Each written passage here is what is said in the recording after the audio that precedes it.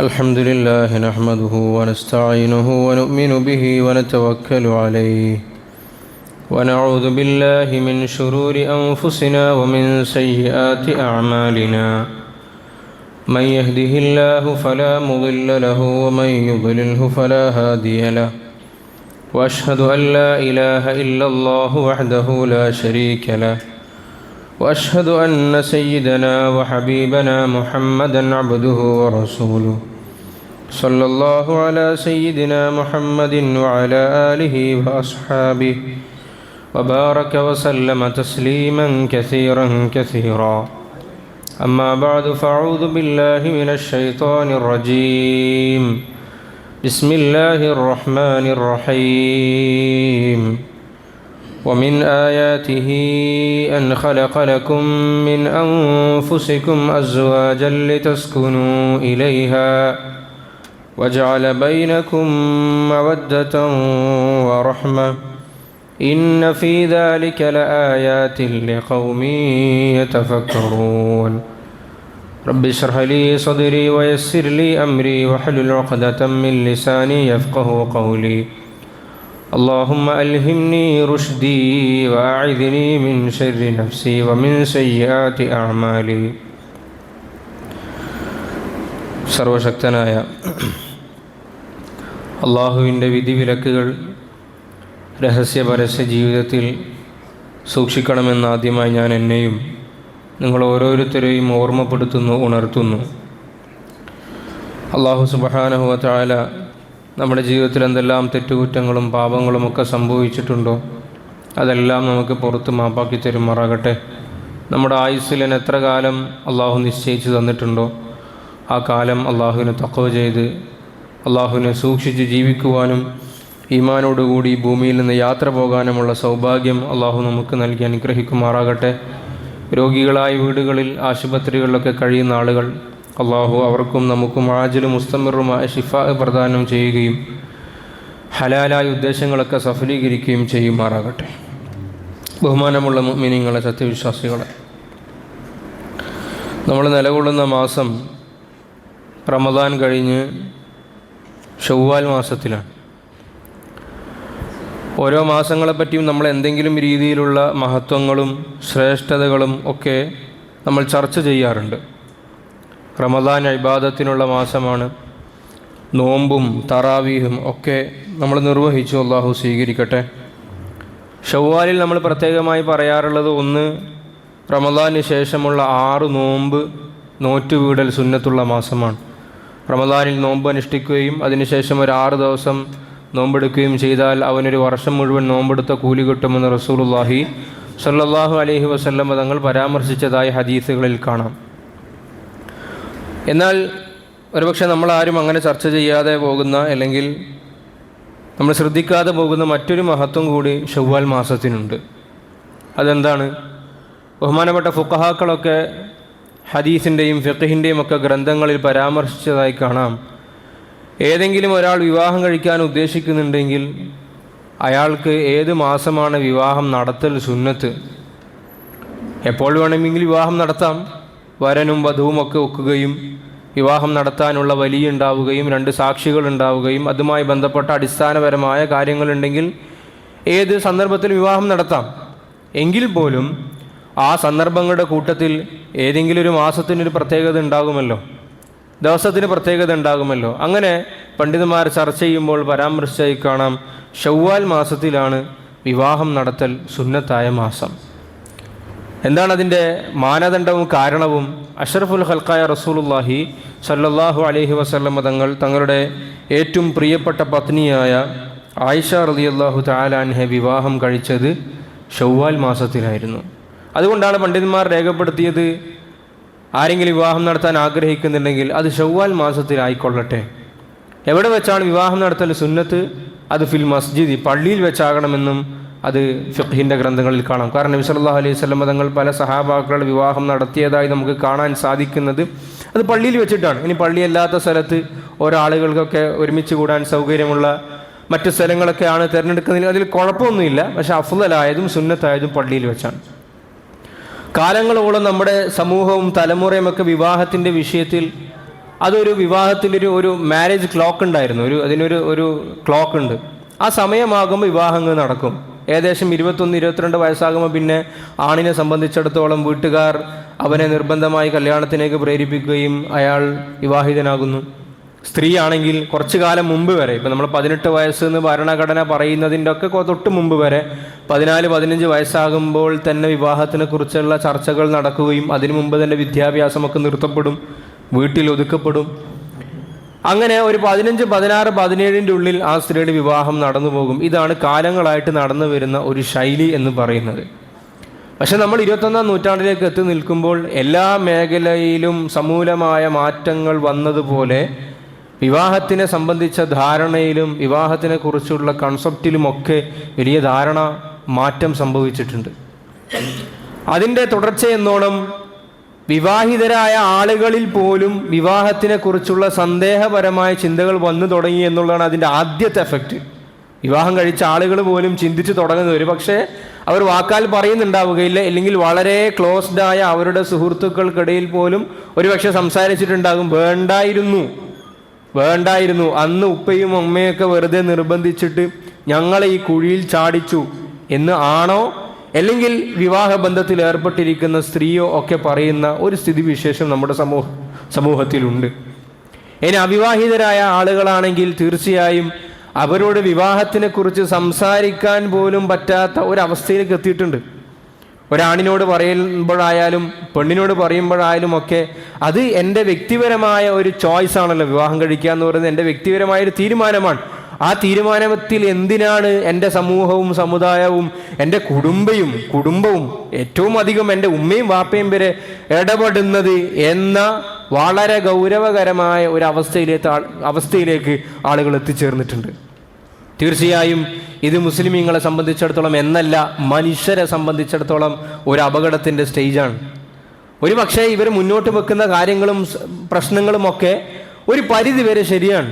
വിവാഹിതരായ ആളുകളുടെ ജീവിതത്തിൽ കാണുന്ന കുഴപ്പങ്ങൾ, അല്ലെങ്കിൽ വിവാഹം കഴിച്ചിട്ട് വിവാഹമോചനവുമായി ബന്ധപ്പെട്ട് ഭർത്താവിൻ്റെ പക്കൽ നിന്ന്, അല്ലെങ്കിൽ ഭർത്താവിൻ്റെ വീട്ടുകാരുടെ പക്കൽ നിന്ന്, അല്ലെങ്കിൽ ഭാര്യയുടെ പക്കൽ നിന്ന്, അല്ലെങ്കിൽ ഭാര്യയുടെ ബന്ധുക്കളുടെ പക്കൽ നിന്നൊക്കെ ഉണ്ടാകുന്ന പ്രശ്നങ്ങൾ, ഇതൊക്കെ കാണുന്ന പുതിയ തലമുറയെ സംബന്ധിച്ചിടത്തോളം അവർ ചിന്തിക്കണം, എന്തിനാണ് ഞങ്ങൾ ഇങ്ങനെ ഈ മാറാപ്പും പേര് നടക്കേണ്ട ആവശ്യം?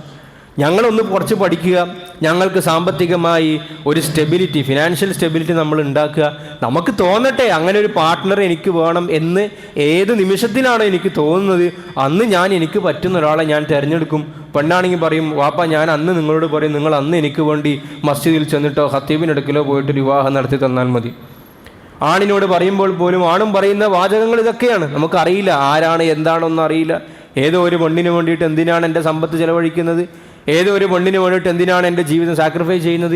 എനിക്ക് തോന്നട്ടെ എനിക്ക് അങ്ങനെ ഒരു പാർട്ട്ണറെ വേണം, അല്ലെങ്കിൽ ജീവിക്കാൻ വേണ്ടി അങ്ങനെ ഒരു വിവാഹം എന്ന് പറയുന്ന ഒരു ഉടമ്പടിൻ്റെ ആവശ്യമൊന്നും ഇല്ലല്ലോ എന്ന് പറയുന്ന ഒരു അവസ്ഥയിലേക്ക് നമ്മുടെ സമൂഹം എത്തിയിട്ടുണ്ട്. മറ്റു മതസ്ഥരുടെ കാര്യമല്ല ഈ പറയുന്നത്, മുസ്ലിം ഉമ്മത്തിൻ്റെ കാര്യം തന്നെയാണ് നമ്മൾ ഈ ചർച്ച ചെയ്യുന്നത്. പ്രിയമുള്ളവരെ, അല്ലാഹു സുബ്ഹാനഹു വ തആല നമുക്ക് എല്ലാ വിഷയത്തിലും മാർഗദർശനവും ഗൈഡൻസും നൽകിയതുപോലെ നിക്കാഹിൻ്റെ വിഷയത്തിലും വിവാഹത്തിൻ്റെ വിഷയത്തിലും അല്ലാഹു നമ്മളോട് സംവദിക്കാതിരുന്നിട്ടില്ല. അല്ലാഹു തആല മനുഷ്യനെ പടച്ചിരിക്കുന്നത് ഇണകളായിട്ടാണ്. വഖലഖനാകും അസ്വാജൻ, ഇണ തുണ എന്ന് പറയുന്ന ഒരു ആശയം ഇസ്ലാം നമ്മളെ ചെറുപ്പം മുതലേ പഠിപ്പിക്കുന്നുണ്ട്. അല്ലാഹു തആല അവൻ്റെ വഹ്ദാനിയത്തിനെ, അള്ളാഹുവിൻ്റെ ശക്തിയെക്കുറിച്ച് സമൂഹത്തിൻ്റെ മുമ്പിൽ പരിചയപ്പെടുത്തുന്ന തെളിവുകൾ നിരത്തുന്നിടത്ത് അല്ലാഹു തആല പറയുന്നുണ്ട്, വമിൻ ആയാതിഹി അൻ ഖലഖ ലക്കും മിൻ അൻഫുസികും അസ്വാജ.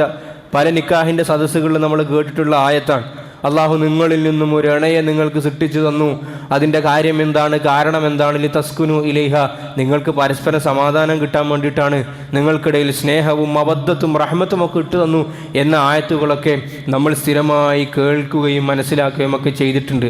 പക്ഷേ പ്രിയമുള്ളവരെ, നമ്മൾ ഒന്നുകൂടി ഇതിനെപ്പറ്റി ആലോചിക്കുകയും വരും തലമുറയ്ക്ക് ഇതിനെക്കുറിച്ചൊരു ബോധവൽക്കരണം നടത്തുകയും വിവാഹിതരായ ആളുകൾ തങ്ങളുടെ വിവാഹത്തിനെ കുറിച്ചിട്ട് ഒരു പുനരാലോചന നടത്തണം. ഇതിനാ പുനരാലോചന നടത്തുന്ന റീതിങ്ക് ചെയ്യുന്നത് ആ വിവാഹത്തിന് പുറത്തേക്ക് കിടക്കാൻ വേണ്ടിയിട്ടല്ല, എൻ്റെ വിവാഹത്തിനെ ഒന്നും കൂടി എങ്ങനെ കെട്ടുറപ്പുള്ളതാക്കാം എന്ന് ആലോചിക്കാൻ വേണ്ടി. ഏതൊരു കാര്യവും ഭംഗിയാകുന്നതും നന്നാകുന്നതും ആ വിഷയത്തിനെ കുറിച്ചൊരു ധാരണ ഉണ്ടാകുമ്പോഴാണ്. നിങ്ങളൊരു കച്ചവടം ചെയ്യുന്നു, നിങ്ങളൊരു വിദ്യാഭ്യാസ സ്ഥാപനത്തിൽ നിങ്ങൾ ജോയിൻ ചെയ്യുന്നു, നിങ്ങൾ ഒരു സ്ഥലത്ത് യാത്ര ചെയ്യുന്നു, അല്ലെങ്കിൽ നിങ്ങൾ എന്ത് ഏർപ്പാടിലും നിങ്ങൾ മുന്നോട്ടേക്ക് പോകുന്നു, നിങ്ങൾക്ക് അതിൽ നിന്നും മാക്സിമം ബെനിഫിറ്റ് കിട്ടുന്നതും നിങ്ങൾക്ക് അതിൽ കൂടി ഏറ്റവും ലാഭമുണ്ടാക്കാൻ പറ്റുന്നതും നിങ്ങൾ എന്താണോ ആഗ്രഹിക്കുന്നത് അത് അതിൽ നിന്നും കിട്ടുന്നത് എപ്പോഴാണ്? നിങ്ങൾക്ക് അതിനെക്കുറിച്ച് അല്ലെങ്കിൽ നമുക്ക് അതിനെക്കുറിച്ച് ഒരു ധാരണയും കൃത്യമായ കാഴ്ചപ്പാടും ഉണ്ടാകുമ്പോഴാണ്. ഇതുപോലെ നമ്മൾ ആലോചിക്കേണ്ടത്, എന്തിനാണ് അള്ളാഹു തആല ഒരു നിക്കാഹ് എന്ന കോൺസെപ്റ്റ് നമ്മുടെ മുമ്പിൽ വെച്ചത്? എന്തിനാണ് വിവാഹം എന്ന് പറയുന്ന ഒരു ഉടമ്പടി അള്ളാഹു നമ്മുടെ മുമ്പിൽ പരിചയപ്പെടുത്തി തന്നത്? നിക്കാഹിനെ പറ്റി പറയുമ്പോഴൊക്കെ അള്ളാഹു ഉപയോഗിച്ചൊരു വാക്ക് കാണാം, വഅഖദ്ന മിൻകും മീസാഖൻ ഗലീദ, കെട്ടുറപ്പുള്ള ഒരു കരാറാണിത്. ഇതുപോലെ രണ്ട് രാജ്യങ്ങൾ തമ്മിൽ കരാറിൽ ഏർപ്പെടുന്നു എന്ന് നിങ്ങൾ ധരിക്കുക. രണ്ട് രാജ്യങ്ങൾ ഇതുപോലെ തന്നെയാണ് രണ്ട് കുടുംബങ്ങൾ തമ്മിൽ ചേരുമ്പോഴും. രണ്ട് ജില്ലക്കാർ, രണ്ട് സ്റ്റേറ്റുകാർ, അല്ലെങ്കിൽ രണ്ട് പഞ്ചായത്തുകാർ, രണ്ട് കോർപ്പറേഷൻകാർ, രണ്ട് സംസ്കാരം, രണ്ട് ചിന്താധാരകൾ, രണ്ട് പേഴ്സണാലിറ്റികൾ, രണ്ട് ചുറ്റുപാടിൽ വളർന്ന ആളുകൾ, രണ്ട് വ്യത്യസ്തരായ ഉമ്മയുടെയും വാപ്പയുടെയും മക്കൾ, രണ്ട് വ്യത്യസ്തമായ അറിവിൻ്റെയും അനുഭവത്തിൻ്റെയും കേന്ദ്രങ്ങൾ, ഇതൊക്കെ ഫ്യൂസ് ചെയ്യുക എന്ന് പറയുന്നത് ഭയങ്കരമായൊരു കാര്യമാണ്. ഇവിടെ അല്ലാഹു തആല എന്തിനാണ് നമുക്ക് വിവാഹം കഴിക്കാൻ വേണ്ടി പ്രേരണ നൽകിയത്? പരിശുദ്ധമായ ഇസ്ലാമിൻ്റെ പ്രമാണങ്ങളായ ഖുർആനും ഹദീസൊക്കെ നമ്മൾ പരിശോധിച്ച് നോക്കുമ്പോൾ ഇസ്ലാം മുന്നോട്ട് വെക്കുന്ന ഒരു 3 പ്രധാനപ്പെട്ട ആശയങ്ങൾ നമുക്ക് മനസ്സിലാക്കാൻ വേണ്ടി പറ്റും. ഒരുപാട് കാര്യങ്ങളുണ്ട്, ഒരുപാട് മെച്ചങ്ങളുണ്ട്. അതിൽ പ്രധാനപ്പെട്ട 3 നമുക്കിന്ന് ചർച്ച ചെയ്യാം.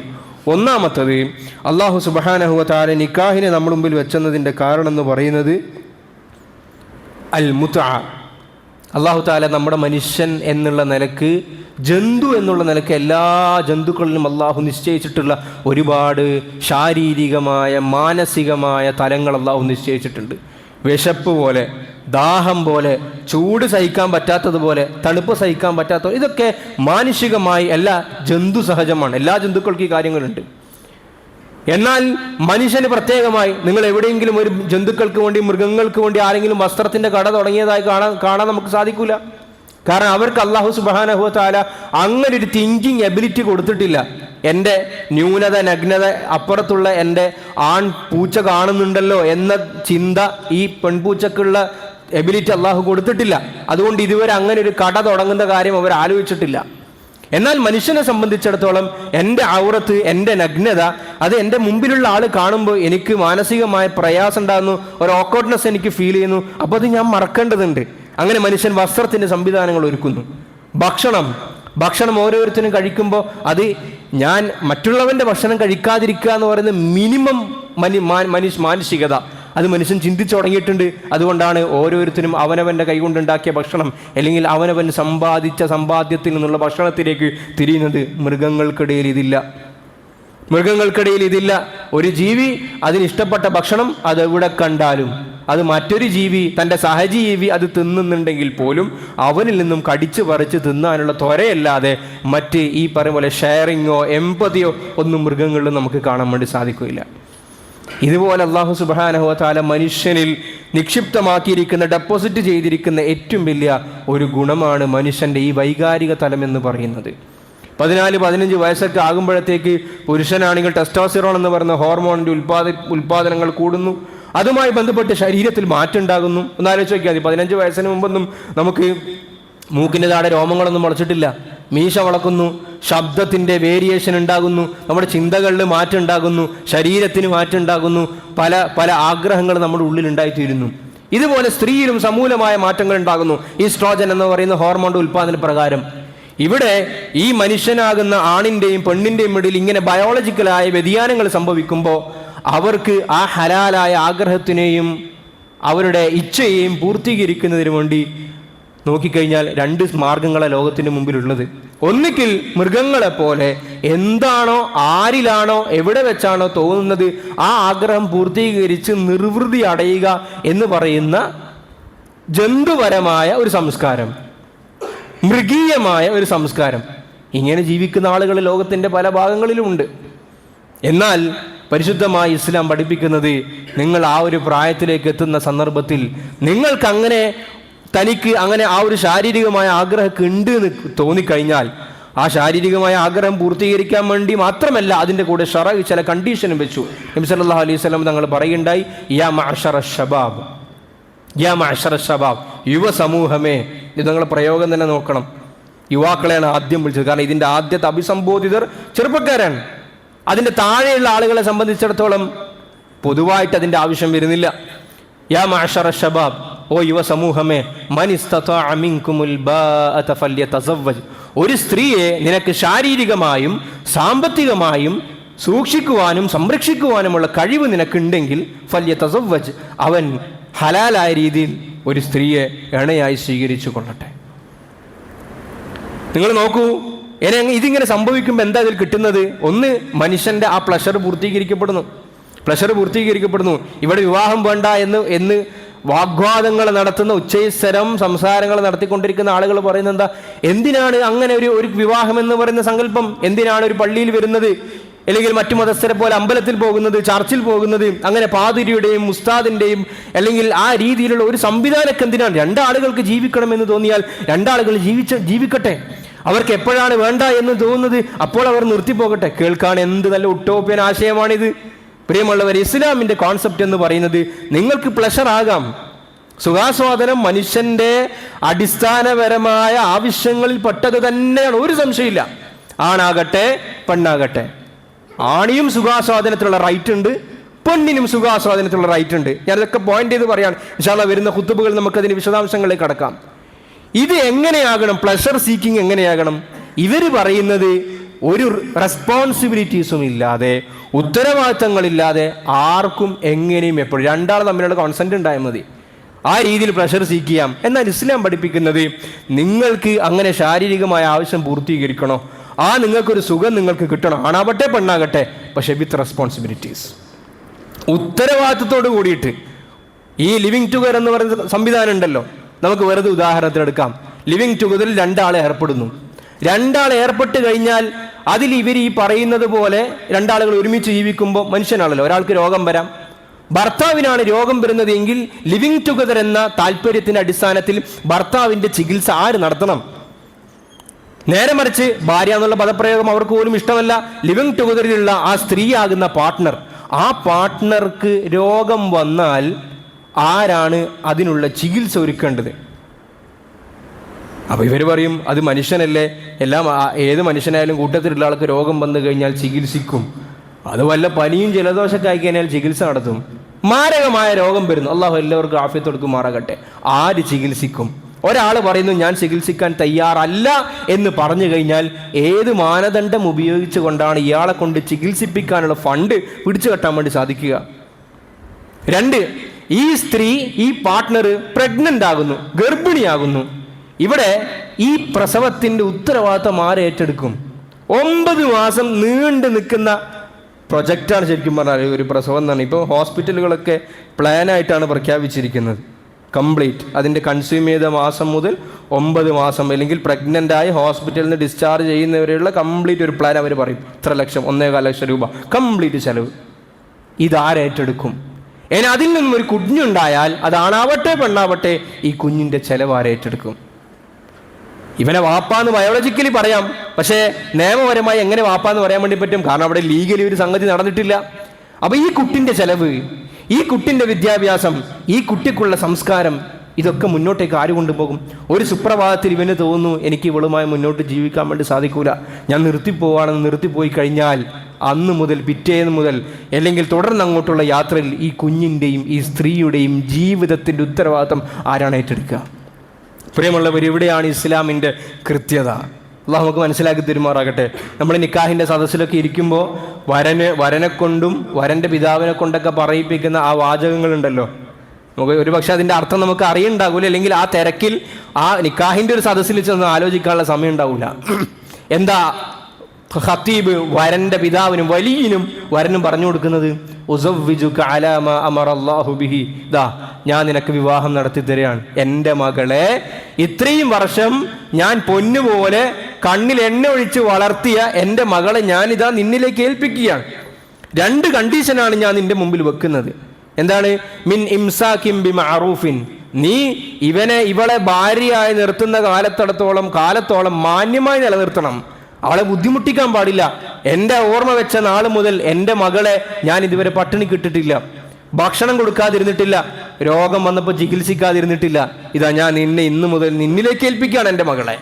മിൻ ഇംസാക്കിൻ ബിമഅറൂഫിൻ. എന്നിന് നിനക്ക് തോന്നുകയാണ് എൻ്റെ മകളുമായി ജീവിതം മുന്നോട്ട് പോകൽ സാധ്യമല്ല, ശർഈയായിട്ട് സാധ്യമല്ല, മറ്റു തലങ്ങളിൽ ഒന്നും സാധ്യമല്ല എന്ന് തോന്നിയാൽ ഔ തസ്രീഹിൻ ബിഇഹ്സാൻ, മാന്യമായ നിലക്ക് ഞാൻ നിന്നെ ഏൽപ്പിച്ചതുപോലെ ഒരു പോറലും പോലും ഏൽപ്പിക്കാതെ എൻ്റെ മകൾ എനിക്ക് നീ തിരിച്ചു തരണം. അവളെ നീ ശാരീരികമായി ഉപദ്രവിക്കാൻ പാടില്ല, മർദ്ദിക്കാൻ വേണ്ടി പാടില്ല, ആക്രമിക്കാൻ വേണ്ടി പാടില്ല, അവളെ സമ്പത്ത് നീ ചൂഷണം ചെയ്യാൻ പാടില്ല. ഇത് പറഞ്ഞിട്ടാണ് വരനിലേക്ക് വലിയ ഏൽപ്പിച്ചു കൊടുക്കുന്നത്. അവന് മൂപ്പരിടുന്ന് ഇങ്ങനെ ചിരിക്കുന്നു നോക്കണം. മൂപ്പരെന്താ പറയുന്നത്? ഖബിൽതു മിൻക നിക്കാഹ, ഞാൻ നിങ്ങൾ എന്നെ ഏൽപ്പിച്ചു തന്ന ആ കർത്തവ്യം ഞാൻ സ്വീകരിക്കാൻ. ഇപ്പം എന്താ അതിന് തെളിവ്? എന്താണ് ആരൊക്കെ നമ്മൾ ഉപയോഗിച്ച നമ്മൾ കുറേ കാലം ഉപയോഗിച്ചൊരു വാഹനം നമ്മൾ ഉപയോഗിച്ച് നമുക്ക് മതിയായില്ലെങ്കിൽ നമുക്ക് പുതിയൊരു വാഹനം എടുക്കണം, എന്തോ ആയിക്കൊള്ളട്ടെ. ആ വാഹനം നമ്മൾ മറ്റൊരാൾക്ക് ഏൽപ്പിക്കുമ്പം പോലും നമുക്കുണ്ടാകുന്ന ആ വെഹിക്കിളിനോട് ഒരു അറ്റാച്ച്മെൻ്റ് ഉണ്ട്. അത് മനുഷ്യനൊന്നല്ല, നമ്മൾ ആ വണ്ടി വേറൊരാൾക്ക് കൊടുക്കുകയാണ്. അപ്പം നമ്മൾ എന്ത് ധൈര്യത്തിലാണ് കൊടുക്കുന്നത്? അയാൾ ആ വണ്ടിയെ നോക്കാം, ഒന്ന് നമ്മൾക്ക് അയാൾക്ക് ഡ്രൈവിംഗ് ഒക്കെ അറിയുമോ എന്ന് ആദ്യം നമ്മളൊന്ന് അന്വേഷിക്കും. അയാൾ വണ്ടി ഓടിക്കാൻ അറിയുന്ന ആളാണോ നമ്മൾ അന്വേഷിക്കും. അയാൾക്ക് ലൈസൻസ് ഉണ്ടോ എന്ന് അന്വേഷിക്കും. അയാൾ വേറെ ഈ പറയപ്പെട്ടവരെ തോന്നിവാസങ്ങളിലൊന്നും ഏർപ്പെടുന്ന ആളല്ലല്ലോ എന്നുള്ള അന്വേഷണം നമ്മൾ നടത്തും. അയാളുടെ കയ്യിൽ നിന്നൊരു പൈസയും പറ്റും. ഇവിടെ ഏതോ ഒരു പരിചയപ്പെട്ടതിൻ്റെയും അന്വേഷണത്തിൻ്റെയും അടിസ്ഥാനത്തിലാണ് എൻ്റെ മകൾക്കൊരു ഭർത്താവിനെ കിട്ടിയത്. ആ ഭർത്താവിലേക്ക് ഏൽപ്പിക്കുമ്പോൾ ഇയാൾ എൻ്റെ മകളെ നോക്കാൻ കെൽപ്പുള്ളവനാണ് എന്നെങ്ങനെ മനസ്സിലായി? ആൾക്കാരൊക്കെ പറഞ്ഞ അടിസ്ഥാനത്തിൽ. അതിൻ്റെ അപ്പുറത്ത് നമുക്കറിയില്ല. എന്നിരുന്നാലും ആ ചെറുപ്പക്കാരൻ പറയാണ്, ഞാൻ നിങ്ങളെ മകളെ നോക്കാം, നിങ്ങളുടെ മകളെ മരണം വരെ ഞാൻ കൈപിടിച്ച് നടത്താം. അപ്പൊ എന്താ അതിന് തെളിവ്? നിങ്ങൾ എന്താണ് നിങ്ങൾ എൻ്റെ മുമ്പിൽ ഗ്യാരണ്ടിയായി വെക്കുന്നത്? ഇതാ, ഞാൻ ഇന്നലെ പരിചയപ്പെട്ട നിങ്ങളുടെ മകൾ, ഇന്നലെ നമ്മൾ വിവാഹാലോചന നടത്തുകയും ആ രീതിയിൽ സംസാരിക്കുകയും ചെയ്ത മകൾ, ആ മകളെ നിങ്ങൾ എനിക്ക് ഏൽപ്പിക്കുന്നതിന് പകരമായി ഇന്നത്തെ ഒരു ഭാഷയിൽ പറയുകയാണെങ്കിൽ 2-2.5 ലക്ഷം രൂപ വിലയുള്ള പൊന്നാണ് ഞാനിതാ നിങ്ങൾക്ക് മുമ്പിൽ വെക്കുന്നത്. ഇതെന്റെ ഗ്യാരണ്ടി അല്ലേ? ഇംസാകിൻ ബിമഅറൂഫിൻ ഔ തസ്രീഹൻ ബിഇഹ്സാൻ സവ്വജ്തുക വഅൻകഹ്തുക ബിൻതി, ഞാൻ എൻ്റെ മകളെ വിവാഹം ചെയ്തു തന്നിരിക്കുന്നു, ഇന്നാലിന്നവളെ ബിമഹരി ഹാദൽ മദ്കൂർ, ഇവിടെ വെക്കപ്പെട്ടിരിക്കുന്ന ഈ മഹറിന് പകരം. ഈ മഹർ എന്താ ശരിക്കും പറഞ്ഞാൽ? നമുക്ക് അതും തിരിഞ്ഞിട്ടില്ല. ചില ആൾ എന്നോട് ചോദിക്കാറുണ്ട്, ഉസ്താദ് ഈ മഹറിന് പകരമായി കൊടുത്തിതെന്താ കച്ചവടോ? മഹർ ഉപ്പ സ്വീകരിച്ചു എന്നിട്ട് പെണ്ണിന് ഇങ്ങോട്ട് കൊടുത്തു. ആ ധാരണ തന്നെ തെറ്റാണ്. കാരണം മഹർ ഉപ്പാക്കുള്ളതല്ലോ. മഹർ ഉപ്പാക്കുള്ളതാണെങ്കിലാണ് കച്ചവടം ആകലേ. മഹർ ആർക്കുള്ളതാ? അത് പെണ്ണിനുള്ളതാണ്. മഹർ പെണ്ണിന് അവകാശപ്പെട്ടതാണ്. പെണ്ണിനെ മഹറുടെ പരസ്യപ്പെടുത്തൽ സുന്നത്താണെന്ന് പറഞ്ഞത്. മഹർ വെക്കുന്നത് ആ ചെറുപ്പക്കാരൻ, ആ വരൻ കാണിക്കുന്ന കമ്മിറ്റ്മെന്റിന് തെളിവാണിതാ. ഞാൻ 2 ലക്ഷം രൂപ എല്ലെങ്കിൽ ആലോചിക്കുക, ഇന്നലെ പരിചയപ്പെട്ട 6 മാസം മുമ്പ് പരിചയപ്പെട്ട ഒരു പെണ്ണിനെ സ്വീകരിക്കാൻ തയ്യാറാണെന്ന് പറയുമ്പോൾ ഇയാളെന്തിനാ 2.5 ലക്ഷം മുടക്കുന്നത്? അള്ളാഹു നമുക്ക് മനസ്സിലാക്കി തരുമാറാകട്ടെ. ഇങ്ങനെ നിങ്ങൾക്ക് സുഖാസ്വാദനമാകാം, പക്ഷേ ഉത്തരവാദിത്വത്തോടു കൂടി എന്നാണ് ഇസ്ലാം പഠിപ്പിക്കുന്നത്. പ്രിയമുള്ളവരെ, നമ്മൾ വെള്ളം കുടിക്കാൻ വേണ്ടിയും ഭക്ഷണം കഴിക്കാൻ വേണ്ടിയിട്ടൊന്നും ആരും നമ്മളെ പ്രേരിപ്പിച്ചിട്ടൊന്നുമില്ല. ആരും പ്രേരിപ്പിച്ചിട്ടില്ല.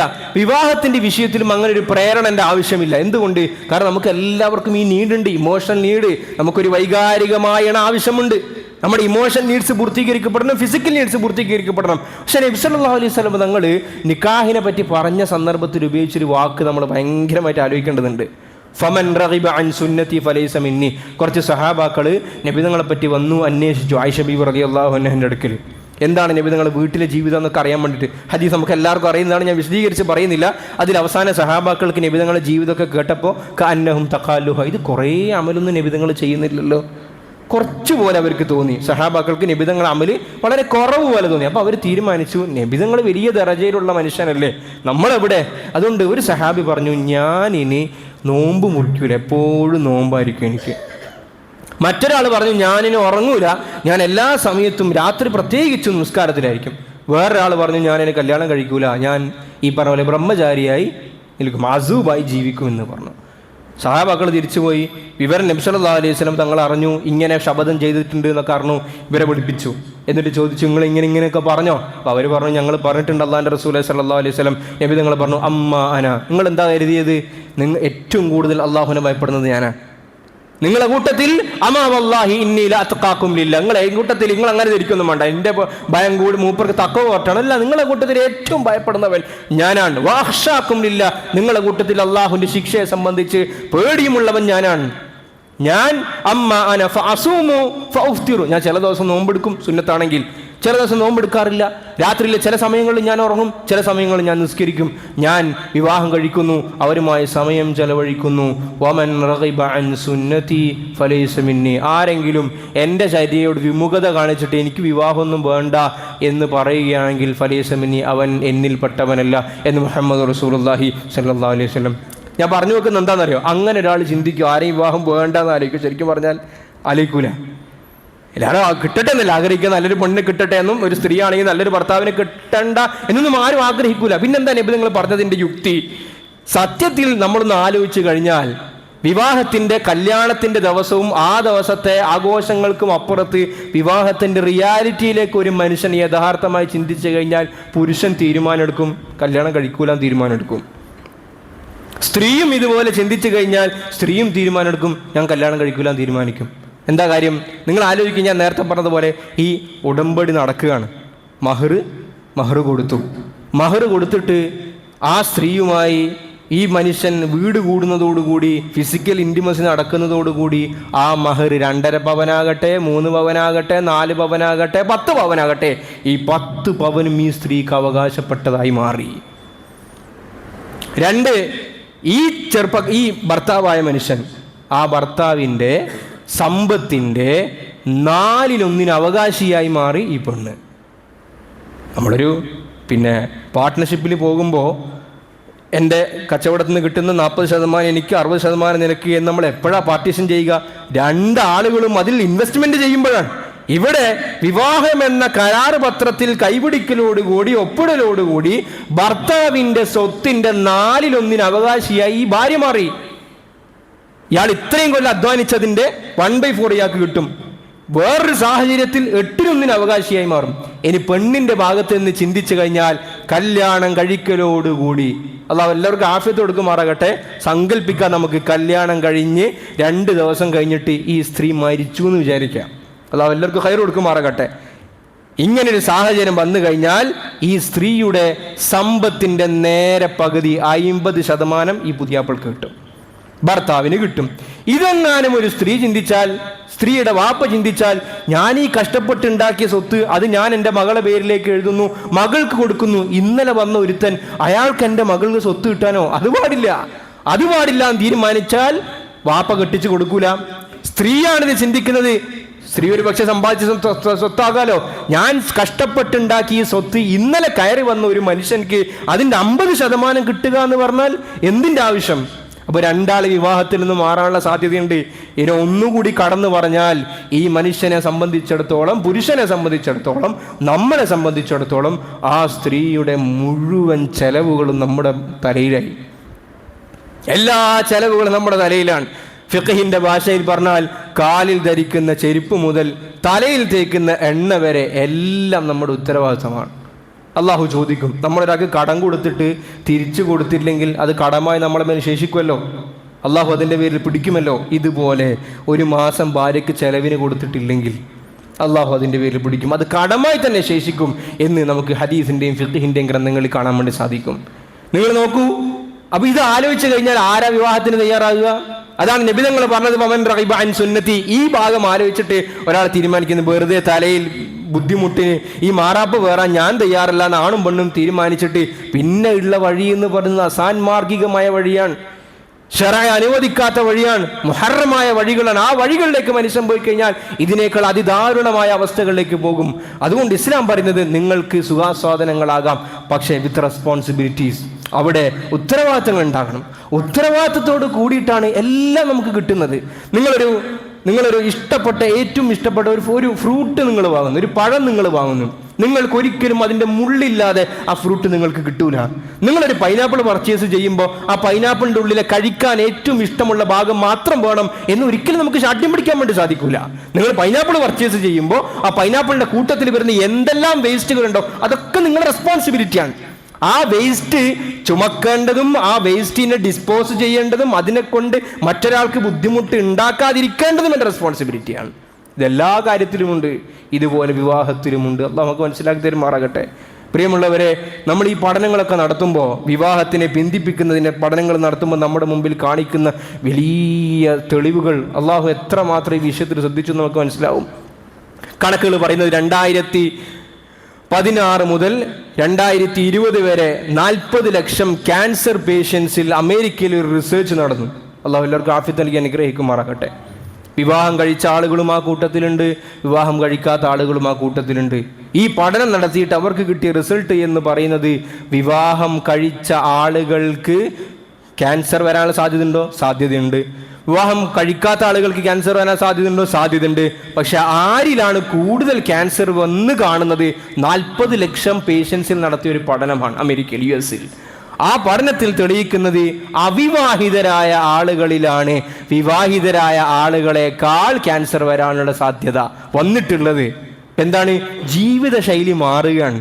വിവാഹിതനായ ഒരാളെ സംബന്ധിച്ചിടത്തോളം ഒരു അവിവാഹിതനെ പോലെ അയാൾക്ക് മദ്യം ഉപയോഗിക്കാൻ, ലഹരി ഉപയോഗിക്കുവാൻ, അസാൻമാർഗിക പ്രവർത്തനത്തിൽ ഏർപ്പെടാനുള്ള സാധ്യത അവിവാഹിതനെ വെച്ച് നോക്കുമ്പോൾ വളരെ കുറവാണ്. ഈ ദുസ്വഭാവമുള്ള ആളാണെങ്കിൽ അത് കുറയും. കാരണം ഭാര്യനെയും കുടുംബത്തിനെയും പിടിച്ചിട്ട് അത് കുറക്കും. ഇനി മറ്റുള്ള പഠനങ്ങൾ പറയുന്നത് വിവാഹത്തിനെ നമ്മൾ ഒരാൾ ദീർഘിപ്പിക്കുകയാണ്.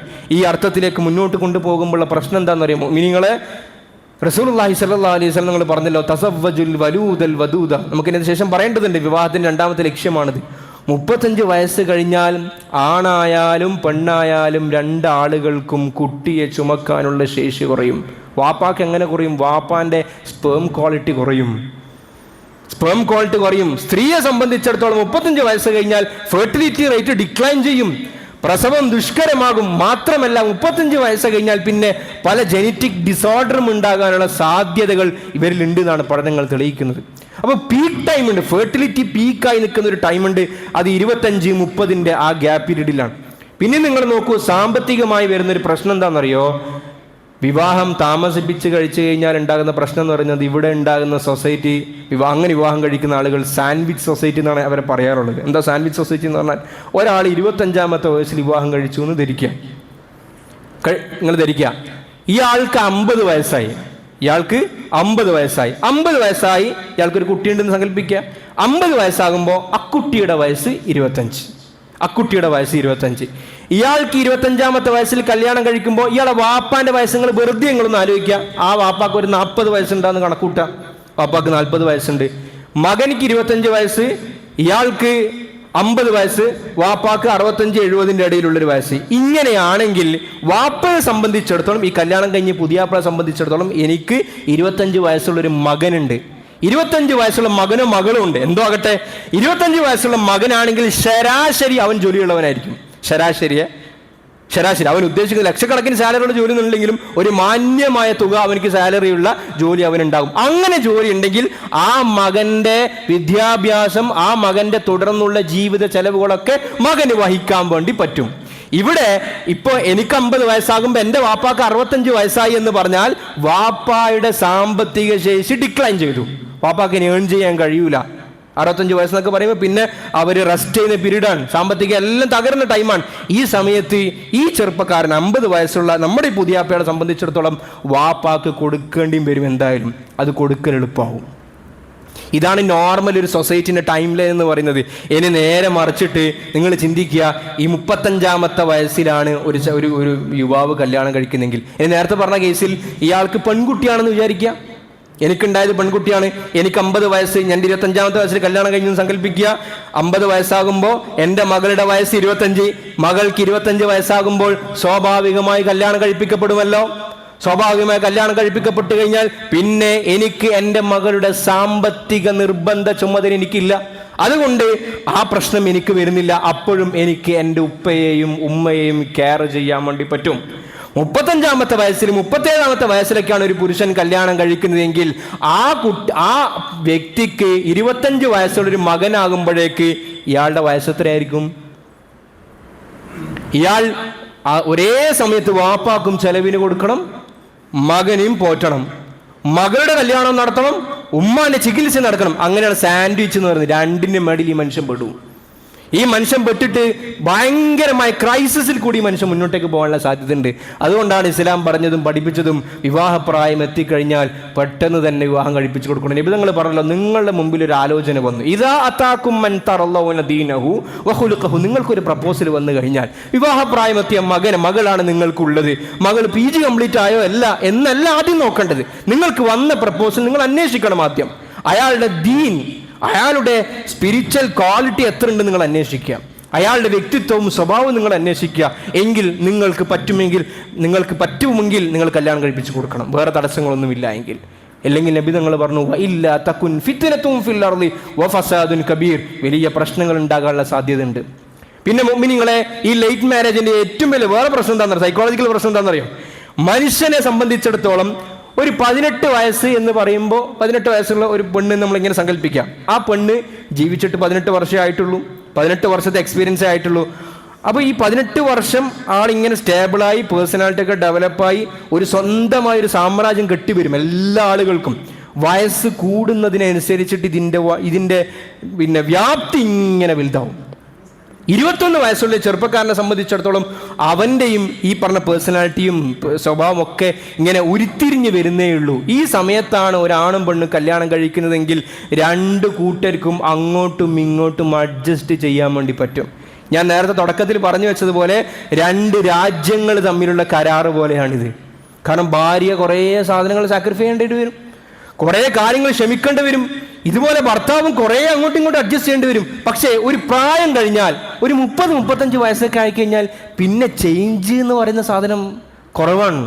പിന്നെ എന്താണോ ആ വർഷങ്ങൾ വരെ മനുഷ്യന് രൂഢമൂലമായത് അതിനെ ഡിസൈൻ ചെയ്യുക, അതിനെ ഒന്ന് മൊഞ്ചാക്കിയെടുക്കുക എന്നതിൻ്റെ അപ്പുറത്ത് ഒരു 18 വയസ്സുള്ള പെണ്ണിലോ 21 വയസ്സുള്ള ആണിലോ നമുക്ക് ഉണ്ടാക്കാൻ പറ്റുന്ന മാറ്റം പോലെ ഈ വലിയ പ്രായമെത്തിയാൽ കാണുകയില്ല.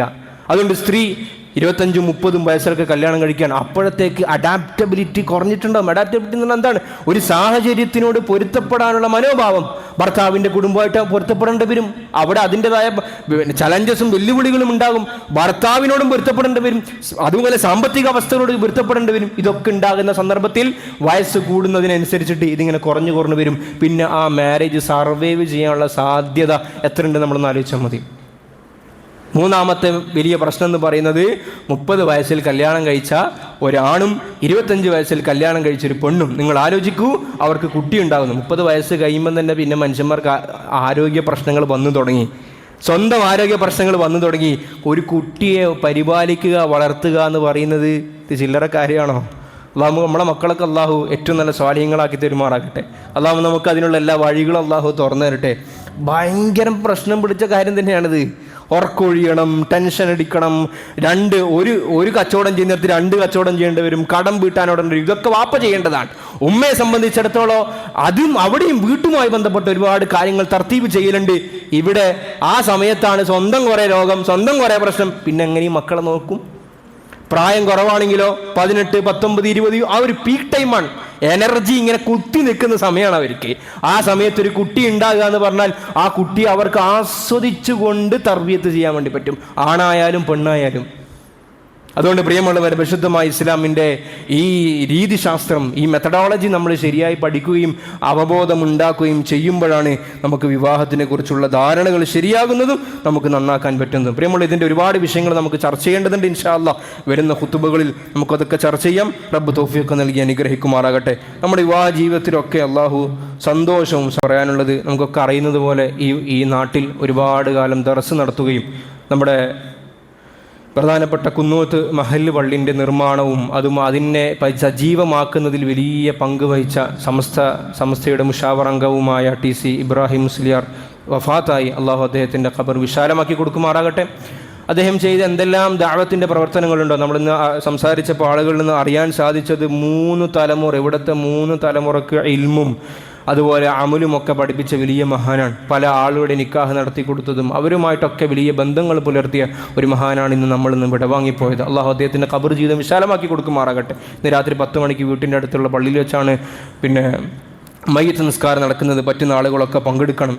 ഈ നിമിഷങ്ങളിൽ നമ്മൾ ചിന്തിക്കേണ്ടത് അവർ കുറേ ദുനിയാവ് എന്ത് നേടിയെന്ന് ചോദിച്ചാൽ ചിലപ്പോൾ മുപ്പറൊന്നും നേടിയിട്ടുണ്ടാവില്ല. ദുനിയാവിൽ എന്ത് മുപ്പറുണ്ടാക്കിയെന്ന് ചോദിച്ചാൽ കുറേ നേടിയിട്ടൊന്നും ഉണ്ടാവില്ല.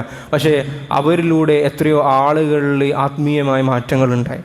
അദ്ദേഹം കാരണം ഒരുപാട് ആളുകൾ ഖുർആൻ പഠിച്ചു. എന്നെ നേരിട്ട് പഠിപ്പിച്ചിട്ടില്ല, എനിക്ക് നേരിട്ട് അദ്ദേഹത്തിന് അറിയുകയില്ല. പക്ഷേ അവരെ പഠിപ്പിച്ചവരുടെ സ്വാധീനത്തിൻ്റെ പേരിൽ നമ്മളും അവരുടെ നാമം ഉച്ചരിക്കുന്നുണ്ടെങ്കിൽ അവർക്ക് അള്ളാഹുവിൻ്റെ അടുത്തുള്ള സ്ഥാനം എത്രയാണ്.